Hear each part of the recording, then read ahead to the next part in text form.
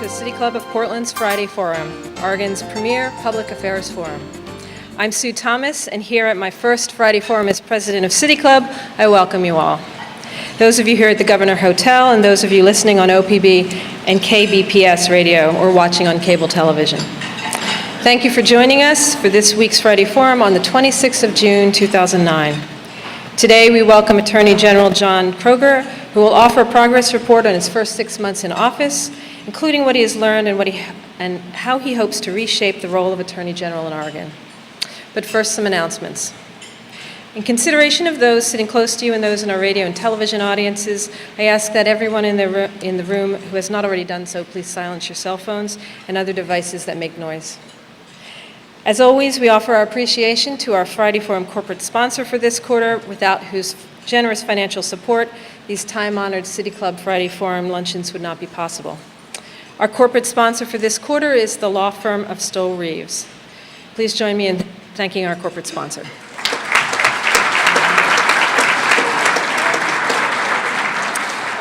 If your company or firm would like to be a sponsor of our Friday Forums or of our nationally recognized citizen-driven research program, please contact City Club staff at the back of the room or call the club office. City Club's popular Citizen Salon dinner and discussion series continues with intimate dinners and informed discussions on a wide variety of topics, including urban green spaces, smart growth, and the role of the chef in a progressive society. To register for upcoming salons, please go to the City Club website.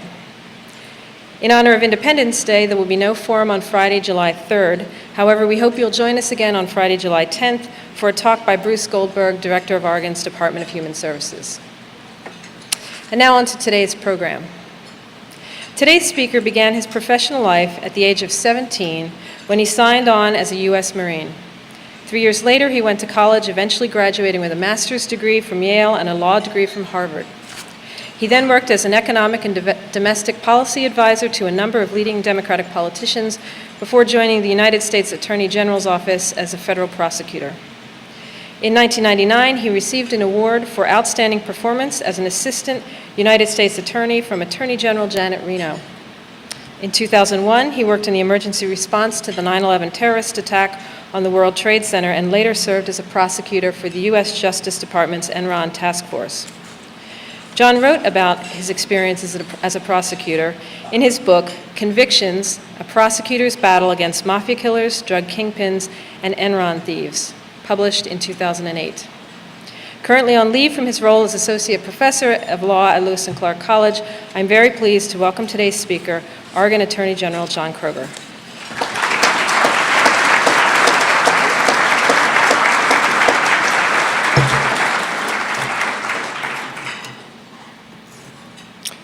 Well, good afternoon, everybody. I am very pleased to be here and really appreciate this opportunity to come and give everyone a brief update on my first 6 months in office. I think the best way to begin to talk about my first 6 months is with the first 2 weeks. I took office on January 5th of 2009, and thus I overlapped with the outgoing Bush administration for 2 weeks. Now, during those 2 weeks, 3 important things happened. First, the Bush administration issued a last-minute regulation that purported to gut the Endangered Species Act. Second, they issued a last-minute regulation that affected a woman's right to choose. And third, the Federal Energy Regulatory Commission, which was dominated by Bush appointees, approved the construction of a liquefied natural gas terminal on the Columbia River. All that happened in my first 2 weeks, and so in my first 2 weeks in office, I sued the Bush administration 3 times.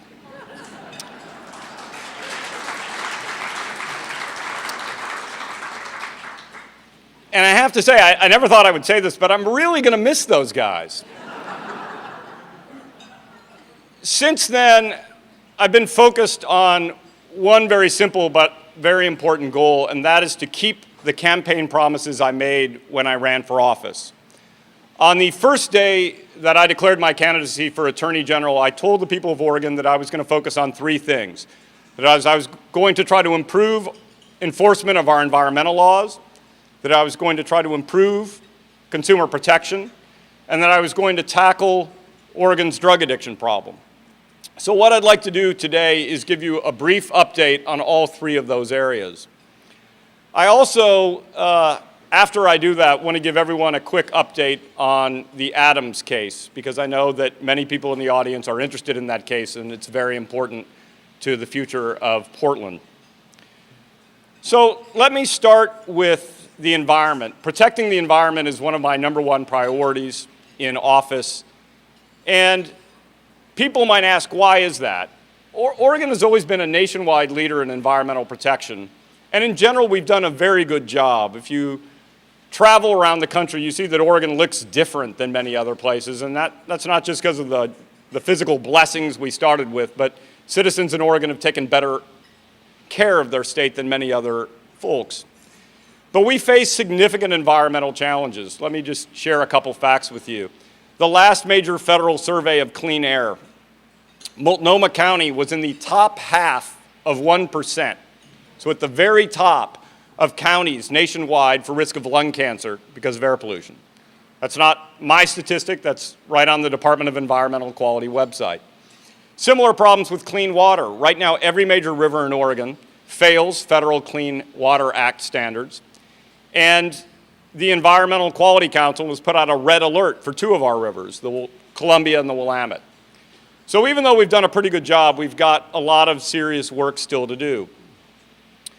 As Attorney General, my goal is not to change the law. That's not my job, that's the job for the legislature. My goal in environmental protection is very simple, which is to take the laws that are already on the books and enforce them to the best of our ability. And as Attorney General, we're already at work on 2 major initiatives in this area, and I'd like to talk briefly about them. The first is something very new for Oregon, and that's to use litigation in the courts to prevent environmental harm from happening in the first place.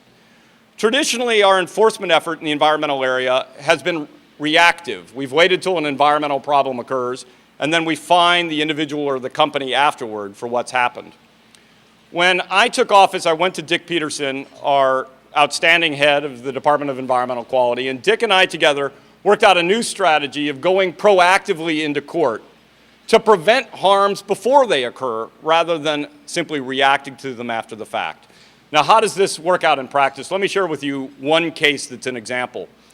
There's a company out in Eastern Oregon, it's called Lehman Hot Springs, and it's a resort, and they produce a lot of sewage, and instead of treating and disposing of the sewage, what they've done is they've put it into giant sewage lagoons held back by an earth dam.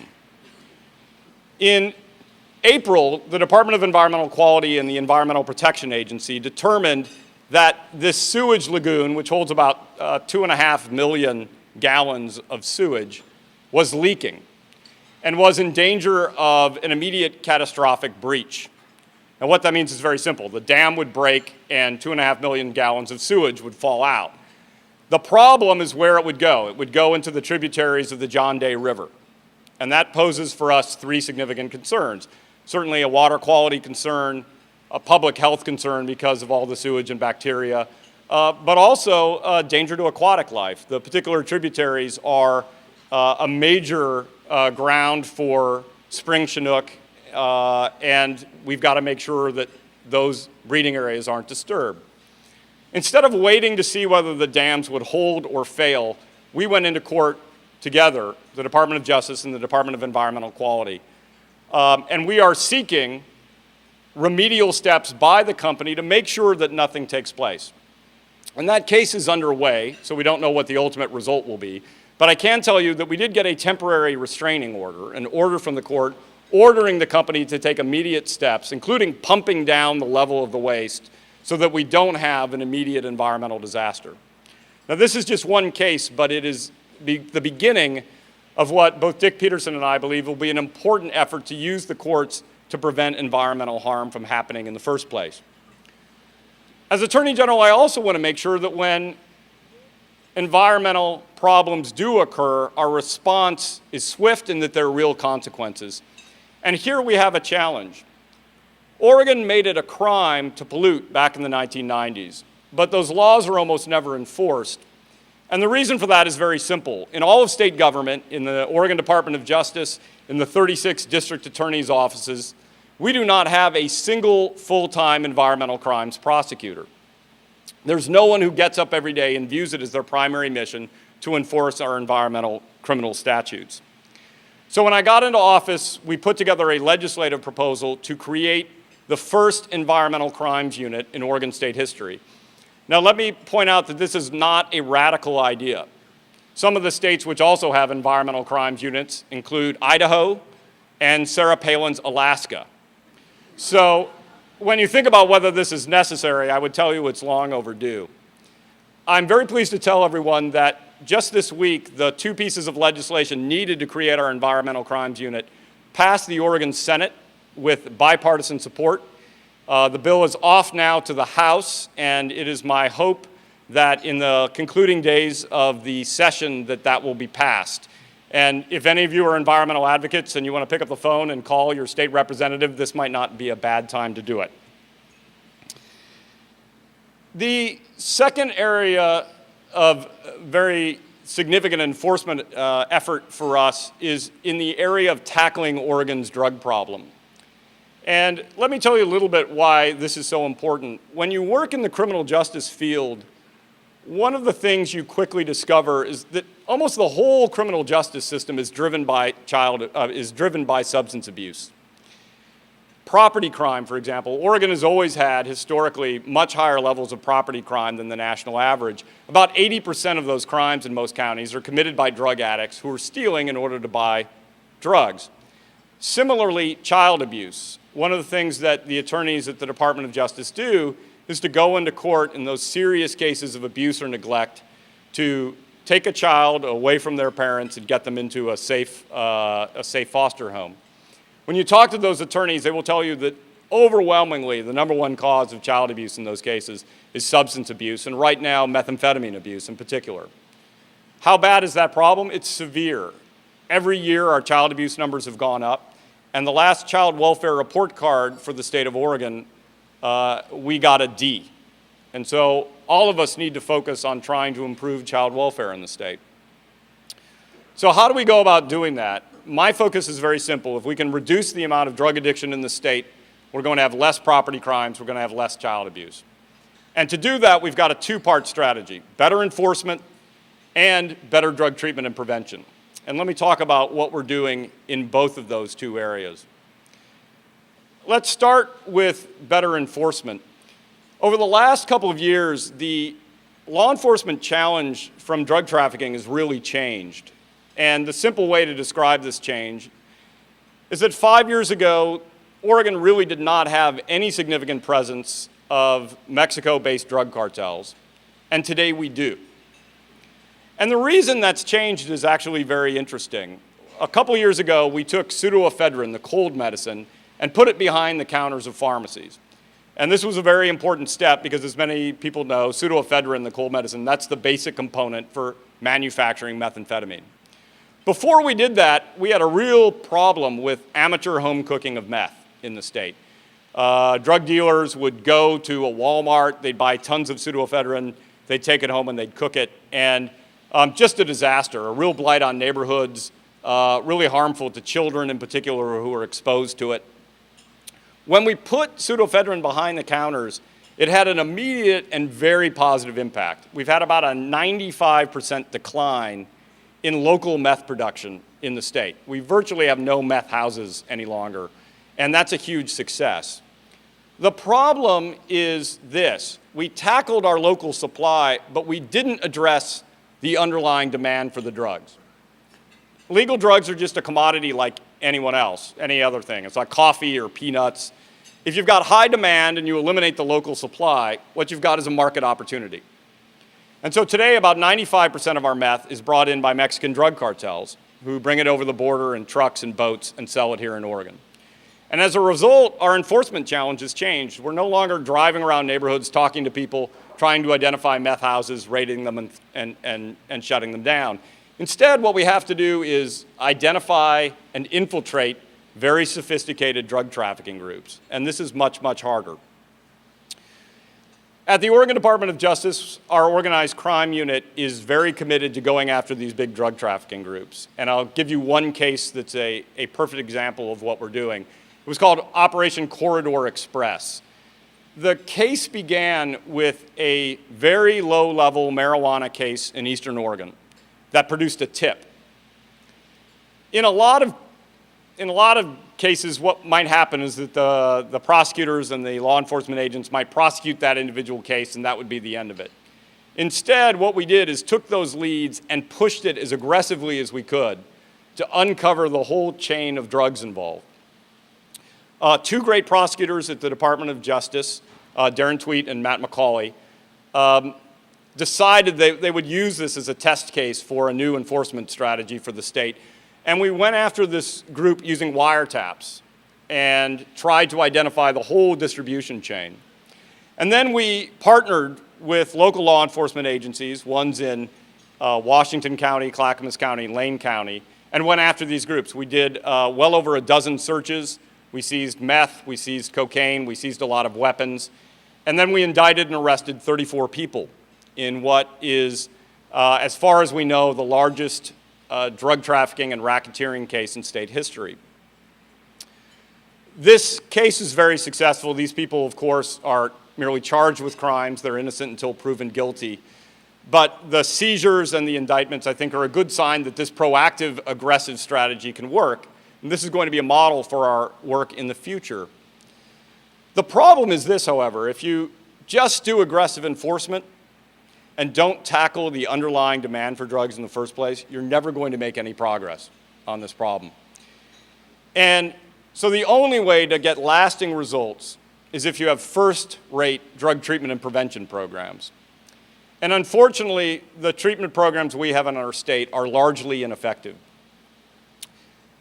Right now, the federal government goes through all the states and it rates the 50 states in terms of the effectiveness of their treatment programs. And Oregon always ranks in the bottom third or the bottom quarter of states in terms of the most important indicator: access to treatment, the ability to get people into drug treatment when they need it. Some years were even lower. A couple years back, we were 49th in the nation in terms of drug treatment for young adults and teenagers. And that's deeply disturbing. Again, if you don't tackle demand by reducing the number of addicts, you're never going to make any progress. So one of the things I promised to do as a candidate for Attorney General, and one of the things I'm doing now, is to work to overhaul our treatment and prevention programs in the state. And here's the steps we've taken. Early in my term, I went to Governor Kulongoski. I told him that I wanted to work on improving our treatment and prevention programs, and not only got his blessing to lead this effort, but also got his support to arrange for federal funding to pay for it. And what we're talking about is a little bit of funding to pay for the reform effort. I then partnered with Max Williams, the head of the Department of Corrections, and Bruce Goldberg, the head of the Department of Human Services. And together we drafted legislation to create a new process to fix our treatment and prevention programs.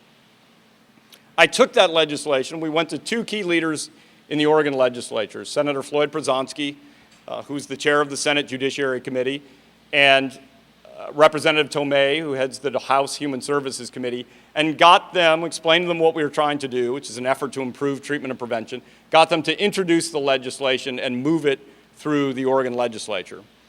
And very happy to tell you that in these closing days of the legislation, the bill is moving, the bill is moving. It passed the House with overwhelming bipartisan support the other day, now on to the Senate and hopefully off to the governor's desk. What does this process do? It brings together the coalition who's committed to reforming our drug treatment and prevention system. And that's not just people like me and Bruce Goldberg and Max Williams and the governor, but the law enforcement community, the treatment community, and county officials like Ted Wheeler in Multnomah County, who's been a very strong supporter and contributor to this effort. The bill creates a legislative mandate for this group of leaders to go off and produce a blueprint for a long-term strategy for treatment and prevention in the state. By long-term, I mean a 10-year process. Every time I say this, Bruce Goldberg says, "John, you're a lot younger than me. I can't wait 10 years." But my goal really is not to flip a switch and try to get a first-rate system overnight, but to show strong, steady progress so that we go from where we are today with a relatively ineffective program to where we want to be 10 years from now, which is a first-rate program. What is the reform process going to look like? We'll probably bring our first pieces of legislation to the emergency session next year, but our main goal is to shoot for the 2011 session with a bill to completely restructure how we deliver drug treatment and prevention programs in the state. The things that we need to do are, number one, we've got to improve access. And what does that mean? We've got to get more people into drug treatment, not just when they're in the criminal justice system, but before they commit crimes. Why is that so important?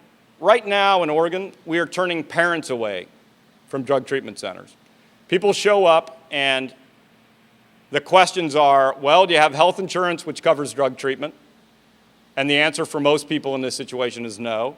The second question is, do you have $3,000 or $4,000 in order to pay for drug treatment? And the answer again is no. Because if you're a meth addict, you've already spent that money on meth. It's even worse, though. Right now in Oregon, we're turning children away from drug treatment centers. One of the places I visited is a fantastic place called the DePaul Youth Treatment Center. It's in Northeast Portland. If you've ever had a chance to go, you should go visit. They take children, 14, 15, 16-year-olds, who are addicted to meth, heroin, and cocaine.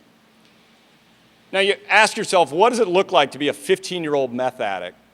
And I will simply tell you that it's not these children's fault. 90% of the girls who are there have been sexually abused, either by parents, by people coming to use drugs with their parents. The abuse rate for boys is almost high, it's 70%. For the children in this program, their lives before this have literally been hell. There's no other way to describe it.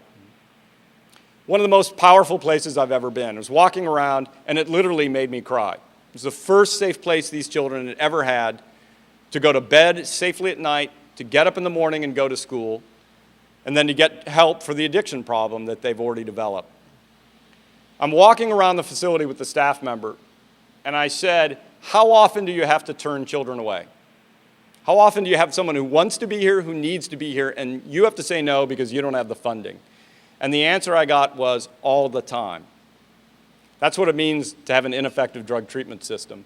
A state which fails to provide help to its children is incredibly short-sighted and morally blind, and we've got to do better.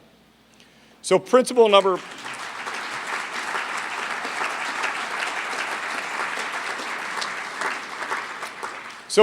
one, we've got to improve access, but that's not enough alone. We've got to improve accountability. Right now, we have no uniform system to capture data from our drug treatment and prevention program, so we don't know what's working and what's not. And if you don't know that, you don't know where you should increase your funding and where you should cut it. Right now, we don't have clear priorities, and so part of this reform process will be identify priorities. Oregon is not a rich state. We don't have money to create a gold-plated treatment and prevention program on day one, so we're going to have clear priorities and put our money on the things that will have the biggest bang for the buck. So that's what we're seeking to do, and again, I think this effort is going to be long and difficult. If this was easy, the state would have already done it. But if we succeed and we produce the kind of drug treatment and prevention system we ought to have, you'll see two important results.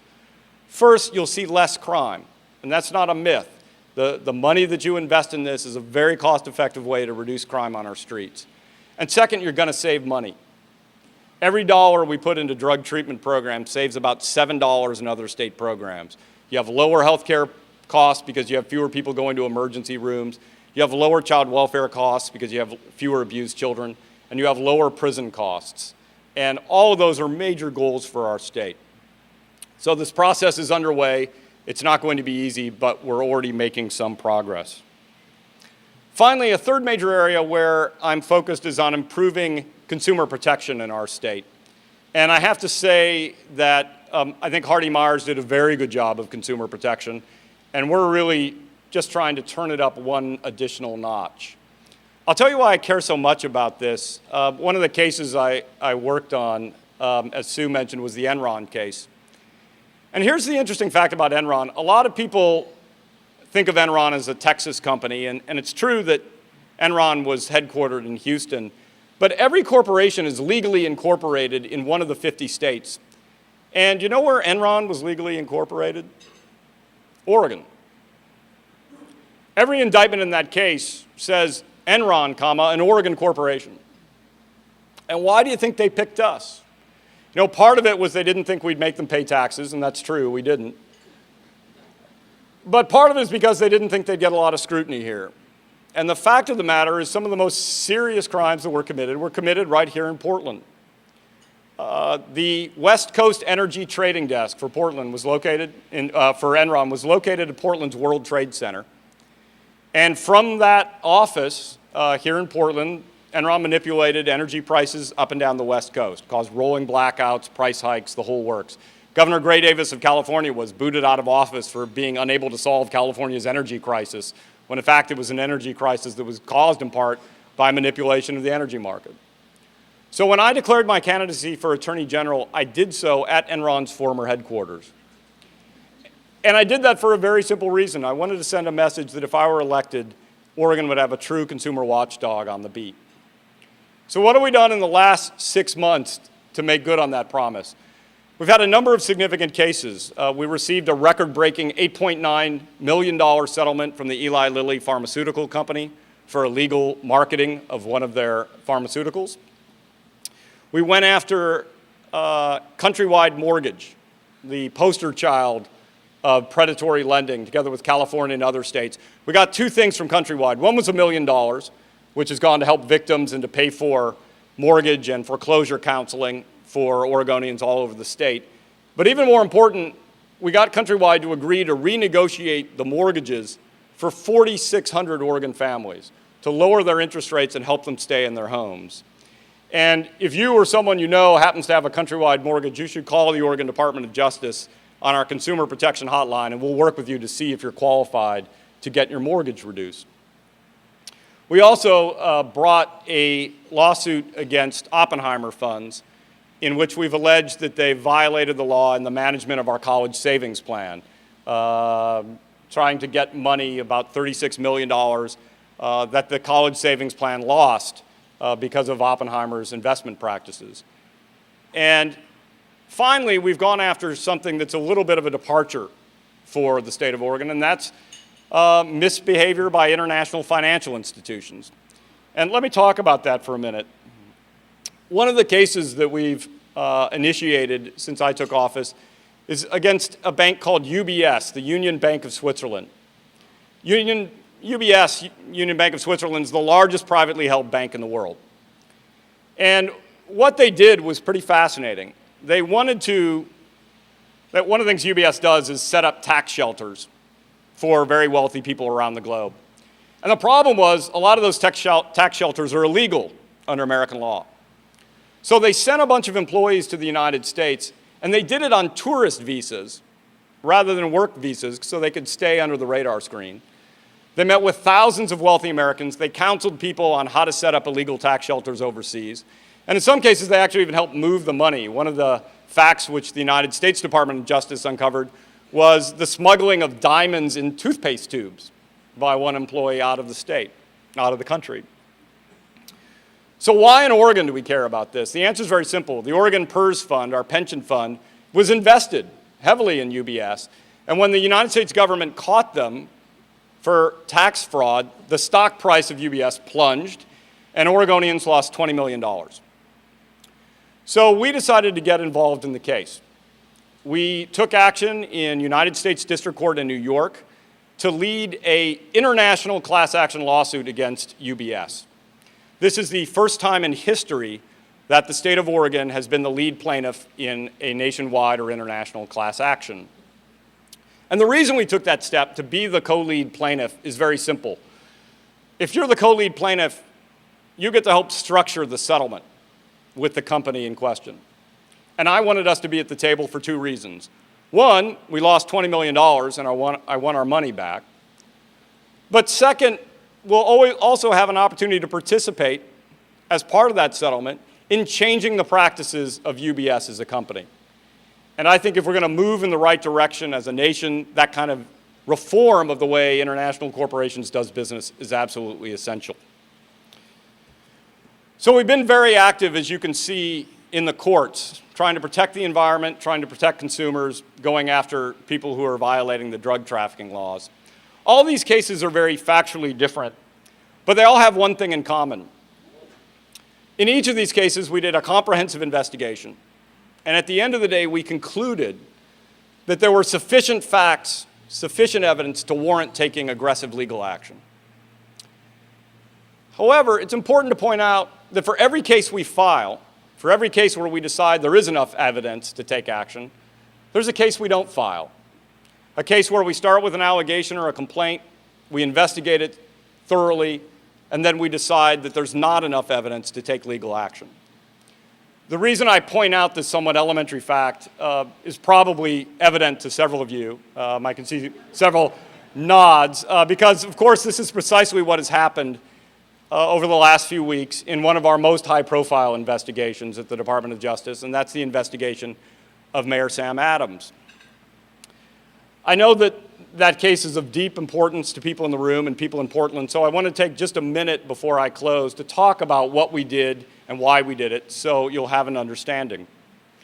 The case for us began in January, on January 21st of 2009, when Police Chief Rosie Sizer and Multnomah County District Attorney Michael Schrunk asked me to undertake an investigation of Mayor Adams to determine whether there was sufficient evidence to charge him with a crime. I'll say at the outset that this is very routine. In Oregon, when there's an allegation that a local official may be involved in public corruption, it's very common for local law enforcement officials to refer the case to the Oregon Department of Justice. In response, we began a 5-month investigation, and the goal was very simple. We tried to gather as much evidence as we could to see whether there was sufficient evidence to charge the mayor with the crime. We interviewed 57 witnesses, several of them on multiple occasions. We reviewed every relevant record we could find at City Hall and from Mayor Adams' campaign. We reviewed the contents of electronic devices like computers and cell phones. And at the end of that process, we all got together and we made our charging decision. As a prosecutor, I've made several hundred charging decisions in felony cases, and so this is a somewhat routine matter for me. And in all of those cases, you do the same thing. You gather all of your evidence, you look at it, and you ask yourself a simple question. Do we have enough evidence to go to a jury and tell them that the individual in question has committed a crime and we can prove it beyond a reasonable doubt? We did that process in the case of Mayor Adams, and we concluded that the evidence we had gathered fell far short of that standard.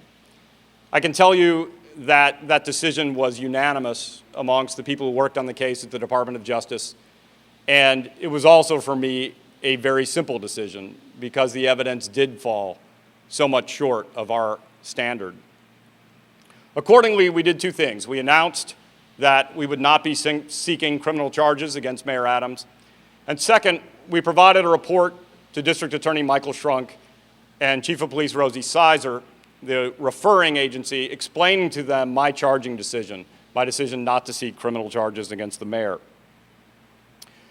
I know that decision pleases some people and it upsets some people. For all of you, no matter which camp you fall in, I would simply say one thing. The Adams case raised significant legal questions, significant ethical questions, significant political questions. As the prosecutor in the case, my job was to resolve the legal questions. That's what the criminal process does, and I'm confident that we have resolved those legal questions correctly. But it would be wrong for a prosecutor to try to resolve the moral or political questions. That's not my job. That's a job for the citizens of the city of Portland. As a law professor, my job before I became Attorney General, I taught classes in criminal law, but I also taught classes in legal philosophy and the philosophy of justice. And in those classes, I teach people that justice is certainly about holding people accountable when they violate the law, but it's about much more than that. Justice in the United States is ensuring that people are innocent until they're proven guilty. It's about making decisions based on the evidence and the law and not based on bias or suspicion or hunches. It is about making sure that your decisions are based on the evidence and the law and not on politics or political considerations. Those are the values that I bring to my job as Attorney General. Those are the values I bring to all of the cases that we consider. And those are all the values that I will bring to the job in my next 3.5 years as Attorney General. I really appreciate the opportunity to come today and look forward to coming back in 6 months or so and giving you another update on my first year in office. Thank you very much.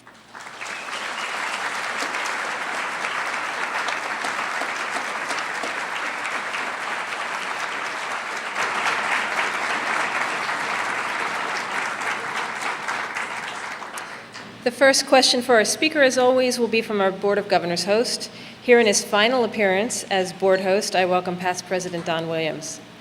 Chief Operating Officer for Schwabe, Williamson & Wyatt, Don joined the City Club in 1972 and has since then served on several City Club study committees, spent 2 terms on the research board, and received the club's President Award in 2005. Don?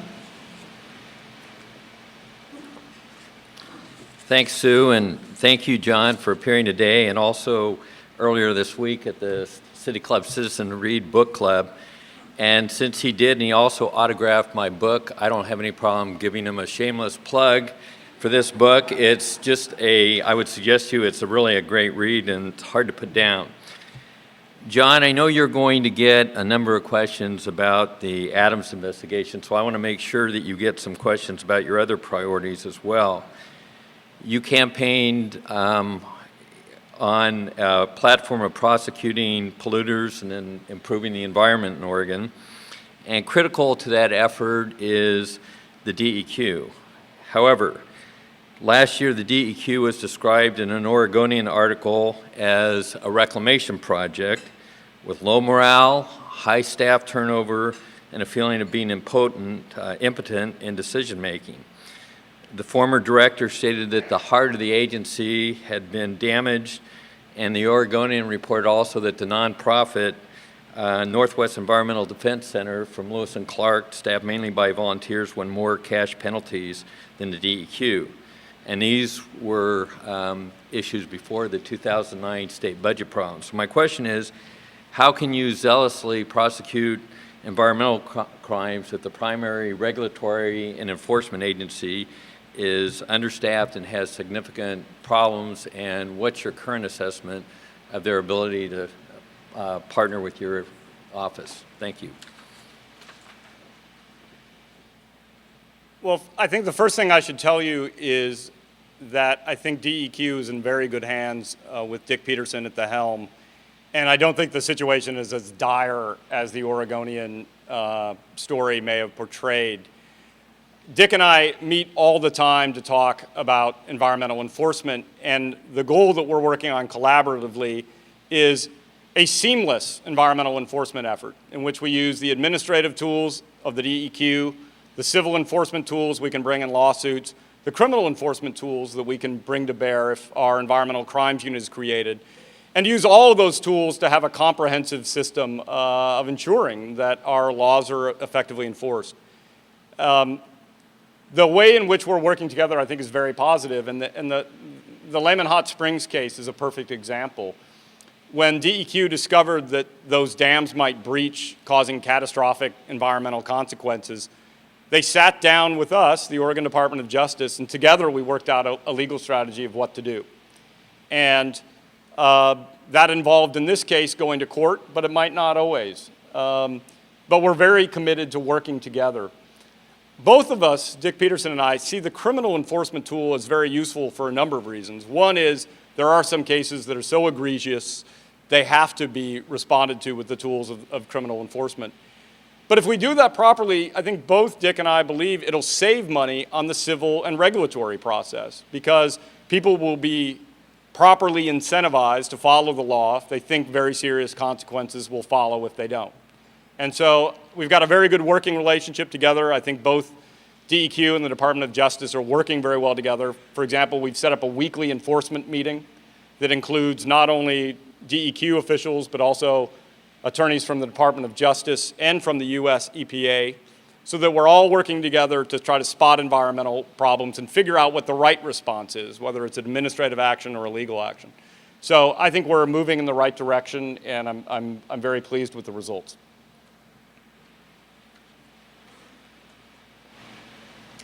We will now take questions from the floor. As a reminder, asking questions at Friday Forums is a privilege of City Club membership. When you ask your question, please identify yourself as a City Club member, ask your question in 30 seconds or less, and please ensure that it is indeed a question. Steve Novick, City Club member. General, the governor's... I'm sorry, no more questions.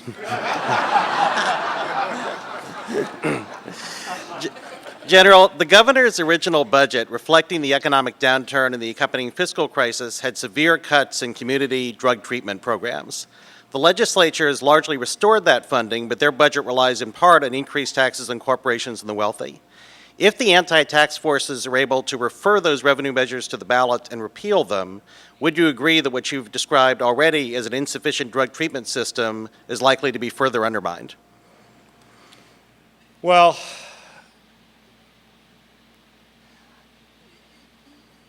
it depends. I mean, it really depends, Steve, on if those tax hikes, which are on they're on corporations, not large corporations, they're on all corporations, corporate tax hikes and tax hikes on the wealthiest Oregonians, if those are referred to the people and they don't pass, then there's going to be severe budget consequences. And I can't predict today whether the results of those consequences will be a reduction in treatment or not.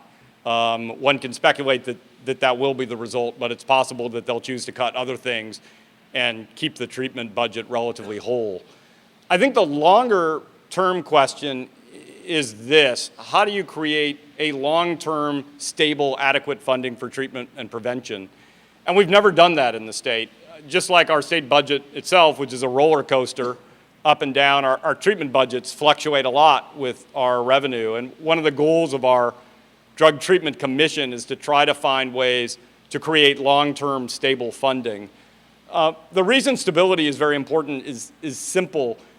The drug treatment providers in our state, most of them are nonprofit, cannot expand access unless they know that the long-term funding is going to be in place to pay for those new facilities. And right now, because funding for treatment is on a roller coaster ride, they don't expand, even though there's a demand, a need to meet it, because they don't know, even if funding is there today, whether it's going to be there tomorrow. And so I think the goal for us long-term is to make sure that we have treatment funding that's on a slowly upward tick, that it's very stable, and again, that we've got real accountability. I went to a drug treatment center the other day. It's one with a great reputation. And I asked them, how do you know you're getting the results you want? I'm sure everyone is trying very hard. The program has a great reputation. How do you know? Are you tracking the results? And the response was amazing. The response of the director was, well, we're not required to track results with our contract from the state. I said, okay, well, you're not required to track results. Do you do it anyways? And the answer was, well, we track them short term, but we don't look long term because we have to choose between providing services and checking for results because that costs money and we choose to provide services.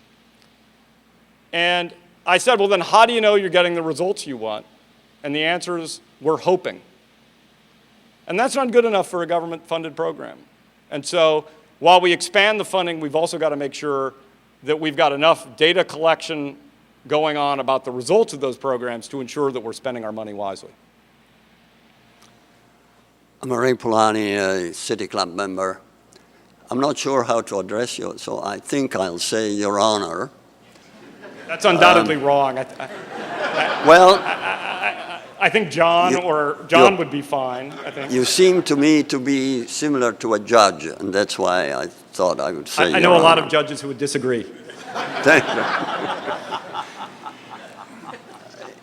It seems to me that over the years, the Oregon Constitution has been contaminated by a lot of provisions that do not really belong there, but are there because of special interest and the fact that once they're there, they're out of reach and they're hard to change.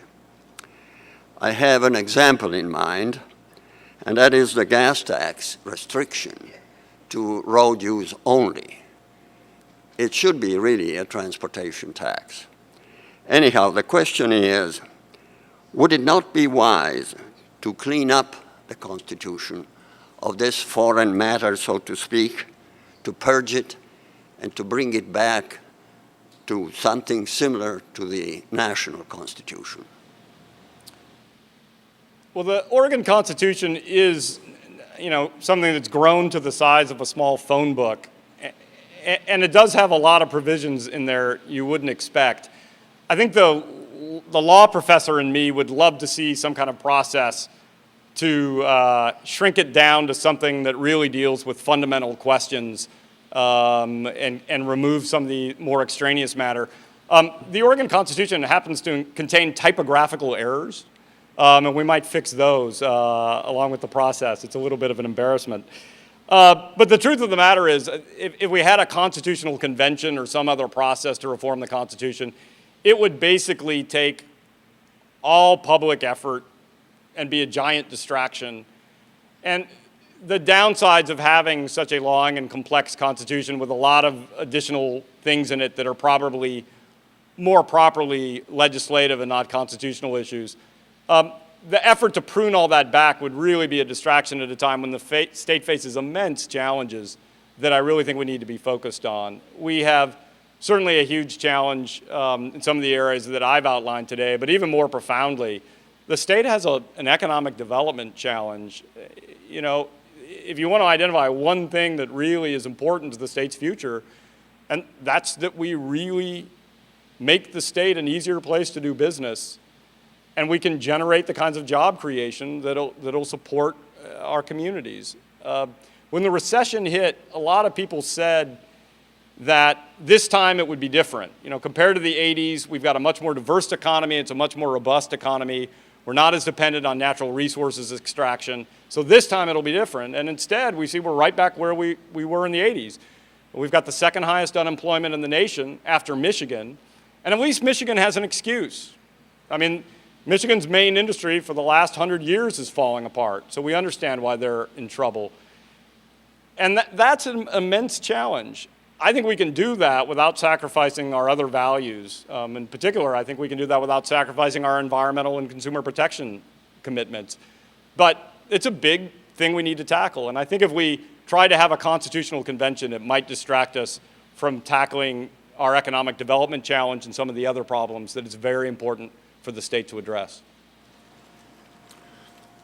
Paul Milius, club member. Your comments on addiction treatment and improved enforcement beg the question as to whether criminal prohibition of drug use in this country is an effective way to control that, and if it's brought the benefits and objectives that it's purported to. I would maintain that there's ample evidence that it does not. But I have two specific questions. One, in your investigation of treatment centers, what percentage of people go into treatment because they are genuinely addicted, dysfunctional, really need help to get out of the bag they're in, and are sent there by judges who offer them an opportunity to expunge records or to reduce sentences? And my second question is, would you please elucidate to us why you believe marijuana, which is 80% of the drug problem, if you'll call it a problem in this country, why it should be illegal? Sure, I'd be happy to address both of those questions. Let's start with the treatment question. It is true that many people with an addiction problem won't deal with it unless they're forced to. That is just a fact. And so one of the things we need to do is have a criminal justice system that has access to a robust treatment capability. So when we caught someone who's committing crimes because of an addiction problem, we don't just send them to jail.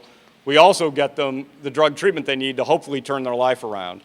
And there's a lot of very innovative programs that are doing a lot of good. I spent an entire afternoon over at Washington County's drug court and was very impressed with the results they were getting in taking addicted offenders and getting them into court-supervised drug treatment.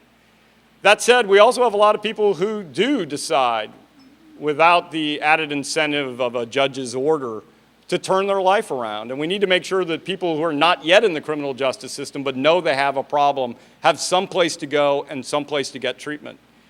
And we really aren't doing a great job at that. And so, we've got to have a drug treatment system that recognizes both of those realities and can provide treatment both to people not yet in the criminal justice system and those who are not, or who are. With respect to drug legalization, I would simply say this. The countries that have experimented with legalization of very dangerous drugs, heroin, cocaine, methamphetamine, have not been happy with the results. And as a law professor, I've studied those efforts, and I'm convinced that they would take us in the wrong direction. Marijuana legalization, the reality is marijuana is not good for your health, but the impact of it is substantially different than the impact of things like meth, heroin, and cocaine. The last three will kill you. Should we legalize marijuana? For me, the answer is no, and I'll just tell you as a personal matter why I think that. As some of you know, I'm getting married, actually, in about a month, and Michelle and I have a 10-year-old from her prior marriage, Isaiah, and if we legalize marijuana, it's going to be everywhere. I mean, it really is. We're going to have people dropping by Whole Foods to buy the really expensive organic stuff. And, people are going to be sitting out. And, you just ask yourself, what do you want? If you legalize it, it's going to be much more readily available, and a lot more people are going to be using it. And what do you want? Do you want a world where more people are smoking marijuana, or a world where less people are smoking marijuana? And I personally fall very much on the less camp, and so that's why I think it's appropriate to stay illegal. I do think, though, we really need to change our drug policies in the United States. There was an amazing survey in 2006 through the Chiefs of Police Association. All the chiefs of police in the United States were asked, do you think the war on drugs is working? And 82% said no, and 18% said yes. So it's not like people in the law enforcement community think that an enforcement strategy alone is going to get us where we need to be. And that's why I talk about treatment a lot, not as a replacement for enforcement, but as a necessary supplement. You have to do both. And who was it? Was it Einstein who said the test of insanity is whether you do the same thing over and over again and expect a different result? We've had an enforcement-heavy strategy in the country for 30 or 40 years, and it hasn't gotten us where we want. It's not just social workers or treatment providers who think that. The chiefs of police were aware of that too. And so what I've tried to do is create a coalition here in Oregon that's got everyone. It's got treatment providers, it's got the law enforcement community, and we're all going to try to work together to do something that we know will work and that will improve the state. And that's to try to get us a first-rate drug treatment system. John, Mike Burton, member of the City Club, and also a member of the Oregon Criminal Justice Commission. You already responded part to one of my questions, and that's about the issue of drug courts, which the Criminal Justice Commission manages the burn grants. It funds those. I think have been effective, and if you want to say something more about that, that'd be fine. The other thing that we do, and I was involved in the 1980s in the structuring of the sentencing guidelines for Oregon. Subsequent to that, we've had ballot measure 11, now 57, all the things that have taken what was supposed to be a manageable way to deal with trying to really limit the amount of capacity of the prison system, and now it seems like we run amok. If you look at just the debt service on the prison system, it's astounding how much money the state is spending. And I wonder if you just comment generally about the ways you would take a look at managing better the other side of that system when we actually get people into the prison system through the sentencing process. Right now, Oregon incarcerates people at a rate which is roughly at the national average. However, we spend a higher proportion of our general fund government budget on prisons than almost every other state. We're one of 5 states that spends more on prisons than we do on higher education. And there's a lot of reasons for that. It's not that simple. It's because we include a lot more things in our state corrections budget than many states do, which fund more things at the county level. But nevertheless, it's an interesting fact that indicates something very profound. You ask Oregonians, would you rather spend money on prisons or higher education? And I think universally you'll get the answer that we'd like to spend more on education. So how do we get there? One way you could get there is you could just let a lot of people out of prison. If you want to spend less on prisons, you could reduce sentences and you could let a lot of people out early. And I would just tell you I oppose that. I don't think that'll make us safer. I don't think it's a smart plan. So how do we send fewer people to prison and spend less on prisons? And the answer is you have less crime. The way to reduce our prison spending is not by sentencing people who are dangerous to shorter sentences. It's by having less crime. And so how do you get there? And that is, for me, the hard. I hate to sound like a broken record, but this is why during my campaign, I did not go to a single public event of any sort without talking about improving drug treatment in our state, because I'm 100% convinced that that's the most cost-effective way right now to reduce the crime rate and spend less on corrections. So I think when I look at how much we're spending on corrections, it's really, the long-term plan is really got to be to improve treatment and prevention, and I think that will have the effect that we want. I'm Arno Reifenberg, member of the City Club. My wife and I are among those who didn't do so well investing in Oppenheimer through the 529 program, so we appreciate your going after them, suing them. I understand that several states have already settled with them.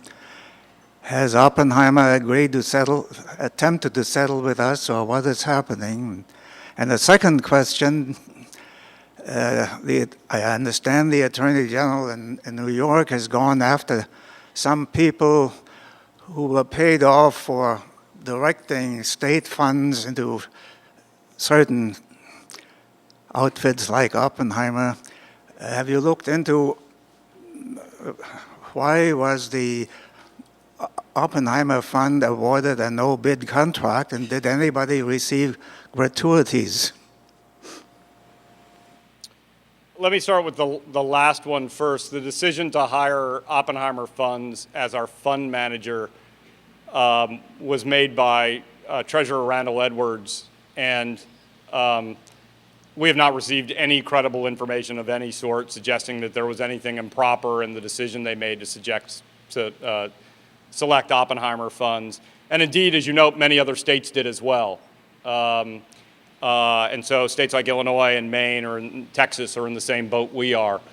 Other states are in the same position we are in that they are seeking a settlement. We are both litigating and seeking a settlement, and because the case is ongoing, I really can't say more than that. There have been media reports that the case has already been settled with other states, and my understanding is that is a little bit premature. But I'm sure that those states are working on a settlement. Our goal is either to get the case to court or to get it settled as soon as we possibly can. Hi, I'm Lynn Thompson, CEO of Big Brothers Big Sisters and City Club member. I have a two-part question. First, as you look at drug abuse prevention and treatment, I'm wondering if you've seen any states that have best practice that we could model after. And secondly, given the fact that we're so woefully inadequate at drug abuse treatment, I'm wondering if you think it's realistic to really attempt to fund drug abuse prevention. Well, first of all, it's true that we don't need to reinvent the wheel. There are great programs all over the country, and indeed we've had some great programs here in Oregon. It's not the individual treatment programs here that don't work. The individual treatment programs are fine. It's the system and the overall funding levels and the accountability provisions that are off. When I look at other states, I see a couple that provide good models for us. One is the neighboring state of Washington. One of the things Washington has done is that data collection piece, which is so important. When the meth crisis broke, it was worse in Washington than it was in Oregon. Today, it's worse here in Oregon than it is in Washington. And when I look at those two comparative histories, I don't see much difference in enforcement. It's not like they're doing some enforcement effort that we're not. The difference is in the quality of the treatment and prevention programs. I've met Oregonians who had to move to Washington because it was the only way to get a family member into a drug treatment program. One of the reasons Washington's program is better is because they rigorously collect data about results. And every legislative session, they come back and they show the results to the legislature and allows the legislature to say, okay, Program A is working great, let's expand funding. Program B isn't working as well as we expected, let's cut funding for that. It allows them to be much more strategic and efficient about the use of their funds. So one of our models for this is very much Washington. Part of the reason they've been able to sustain public support for a better drug treatment system is because there's the data collection. They can show people rigorously that it reduces crime and it saves money, and that helps build the public support for the programs. So that's a very important model. I think another state that's very interesting is Texas. Texas took a lot of funding and shifted it from enforcement and corrections to treatment. And this was really Republicans in the Texas legislature who did this. And they got some remarkable results. I mean, they see the crime rate is down, they see the prison population is down, they're saving about $250 million a year. And I grew up in Texas, and I can tell you, if Texas is being more creative and progressive than Oregon, we should think about that.